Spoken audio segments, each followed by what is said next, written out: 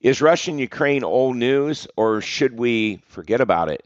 I don't think we should forget about it because the problem's in the Middle East, and depending on how long this goes on, and if there is a transition or isn't, there's going to take time to get things back to normal with the supply shock that the Strait of Hormuz, the closure has caused. And so I think it's going to cause a recession in a lot of places, maybe even a depression in some countries. And of course, these issues, as stagflation is a real problem, a real backdrop, these issues are going to plague Europe. They're going to plague NATO. We know that NATO hasn't let us use the air bases that we paid for, that we built. And of course, there is a lot of hostility around that. All you had to do is listen to the commentators last night after the president's address to the nation.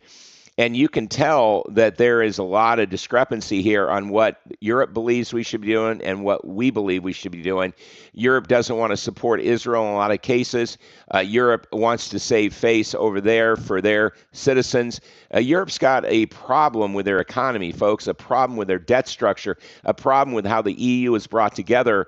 And there is going to be a cover needed, and that cover will be an escalation in the Russian-Ukraine war. I don't think you can forget about it. I think you should expect it to escalate over the next year as the economic tensions and the economic weaknesses, I should say, not tensions, but the weaknesses around the economy rise, and they need a cover. We could see escalation, and we could see war really take off. Wheat as a backdrop, crude as a backdrop, it's telling us money moves first. The reasons come later. Let's not forget it. Crude is up $8 this morning. Let's not forget it. You can see what Jeffrey was working, that B-wave high, but we've taken out that B-wave high on the first chart. I think that brings our alternate in. We're headed up to 118 a barrel or new highs here to complete wave 5 of 3.